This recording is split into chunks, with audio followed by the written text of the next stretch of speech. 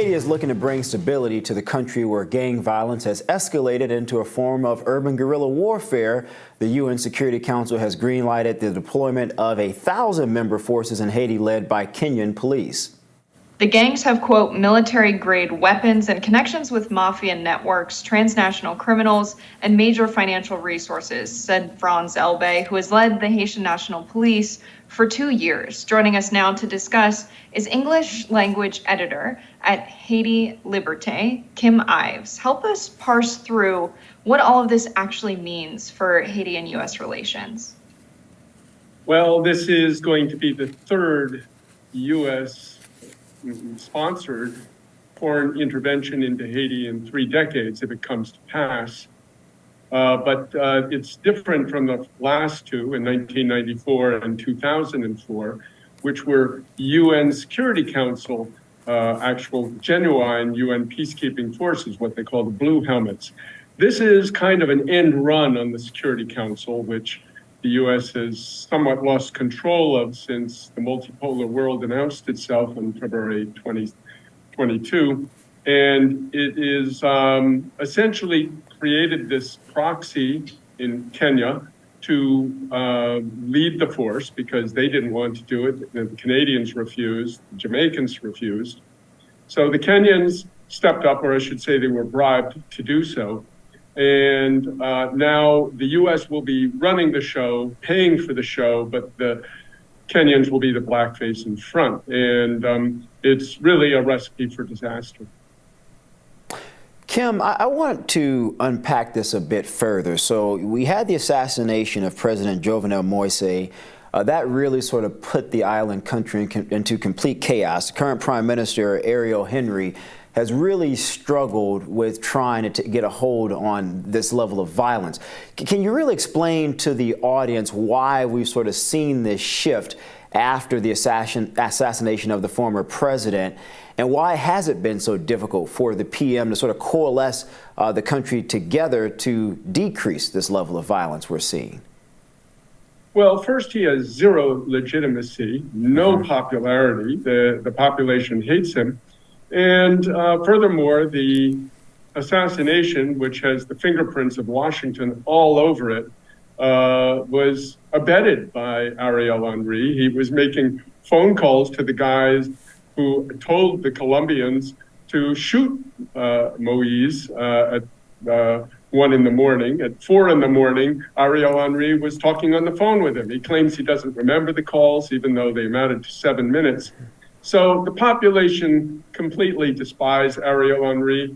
He's invited in the foreign troops, again, a flagrant violation of the Haitian Constitution, which says no foreign boots on the ground in Haiti. But he's invited them in, even though he has not one elected official in his government. There isn't one elected official in Haiti.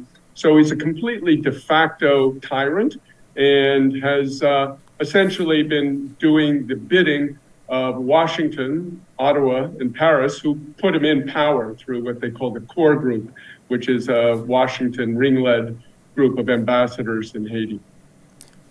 Unfortunately, Jess, I just want to follow up really quickly. Yeah. So Kim, you mentioned the core group. I have some familiarity with this, but why would Washington be explicitly interested in seeing a change in power? Like, why would they have assassinated the president and then put Ariel Henry in power? Like, explain that, because a lot of people might be a bit confused to see so much interest from the U.S. in such a small island country. Yeah, well, Haiti is the target of a thing called the Global Fragility Act, passed under Trump, total bipartisan support, where the U.S. is aware of the march of China across Africa, Asia, and Latin America.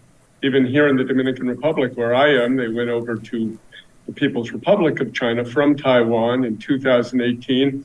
And China has been making great overtures to Haiti to drop Taiwan. Haiti is one of only 11 countries, if we don't count the Vatican, which recognizes Taiwan as China. So this is one reason. And also, Jovenel Moise was starting to have second thoughts. He'd become the poster boy for the U.S. campaign against Venezuela. He'd been playing with the U.S., and he started to realize, as things turned to sand in his hands, that he maybe had to rethink his policies. And he opened up, just 1 month before his assassination, diplomatic relations with Russia. He apparently went to Turkey, making overtures to Russia. He was beginning to open talks behind the scenes with Maduro to repair relations there. It has to be remembered that Venezuela gave Haiti some $5 billion worth of cheap oil and gas under the Petro-Caribe Accord, under which Haiti got to keep half of the revenues for social projects in his countries. So Jovenel Moïse was rethinking all that. He was losing control of the situation and maybe looking like he was going to turn his coat. And so I think the U.S. Knocked him out. And in fact, a former host of this show, Ryan Grimm, pointed out that former U.S. Ambassador Pamela White said in a hearing at the Congress that maybe we should exercise the prime minister option, which basically means ditch the president and use the principal executive post in the country, prime minister. Yeah, this is one of those news stories of U.S. intervention that is not reported on frequently for the American people. Following the 2004 coup, there was about over a decade, I believe it was 13 years, that UN troops were present in Haiti. And currently we have the U.S. ambassador to Haiti saying things on the floor of the United Nations like, this is a operation that is welcomed by the people of Haiti, and we were invited there, and they want us there and need our help. And then you have many folks in Haiti that are critical of the U.S.-backed coup of a democratically elected leader who still feel they haven't been brought to justice for a lot of what went on when UN troops were there. UN troops have immunity. There are a lot of accusations of rape of women, children, including boys, accusations that they were defecating in the water there, and that caused an outbreak of cholera that cost 10,000 lives. So what do we make of this? Why do we have the ambassador saying this is a welcomed coup? And then you have people in Haiti calling this a continuation of an unwelcomed occupation that could further destabilize the country. How should Americans be squaring these contradictory stories in their minds? Yeah, and by the way, just in passing, it wasn't just accusations that their sewage leaked into the headwaters of Haiti's greatest river and thereby killed, they say 10,000, but it's probably much more, Haitians with cholera and sickened maybe close to 1 million.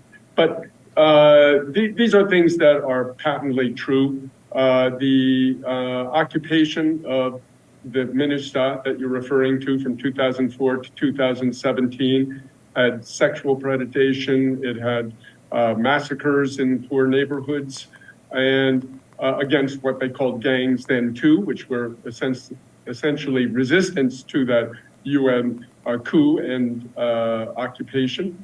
So right now, this is just one more reiteration of the US empire trying to establish its control over Haiti, which has always been a beacon of liberation. It was the first independent nation of Latin America. It was the Haitians who gave Bolivar all his needs to carry out the revolutions on the continent. So Haiti has always been targeted, and not only for the geostrategic reasons that I mentioned before with China's advance on the continent, but also its mineral wealth, which is largely declared. A lot of it hasn't been actually proven, except for the gold in the mountains of the north, some $20 billion worth, but it's all in the form of gold dust. Columbus got most of the gold veins. So the gold dust means you got to blow up the mountains and then sluice them with cyanide, which is going to destroy all the rivers and the water table, et cetera. So the Haitian people are totally opposed to Ariel Henry, who is a complete puppet of the US, Canada, and France. And they are opposed to this intervention, no matter what the chief of police or the prime minister, de facto prime minister, or the US ambassador, or Antonio Guterres at the UN says. The Haitian people do not want it. Kim, as we wrap here with this final question, I mean, there's a lot of complexities to this story. The entire international community right now is up in flames. Why should Americans care about this? Why is this important? to people who are looking at what's going on with Israel and Hamas. They're looking at what's going on in Ukraine. They're looking at China. And here's another story, but in our own hemisphere, and they're thinking, oh my God, this is too much. Why is this important? Well, this is important because Haiti is, I could say, central to that belt of islands: Cuba, Haiti, Dominican Republic, Puerto Rico, which runs across the middle of the Caribbean. For many years, the U.S. has called it its backyard. Now Biden's calling it the front yard. But the fact remains that geostrategically, it's a very important country. It is right on the Windward Passage, across the Windward Passage from Cuba, where all the shipping that goes from the East Coast to the Panama Canal passes. And plus the fact it has a revolution burgeoning. These gangs, what they refer to as gangs, are in many cases armed self-defense groups, which are calling for revolution in Haiti, overthrow of the system. And this scares the daylights out of Washington and its handmaiden, the Haitian oligarchy in Haiti. And so they really feel they have to get out in front of this, stop this revolution, this burgeoning revolution in its embryonic stage before it gets out of control. And we have another Cuba across the Windward Passage. Kim Ives, this is a fascinating story, and I do hope people pay more attention to it. Thanks so much for joining us. More Rising after this.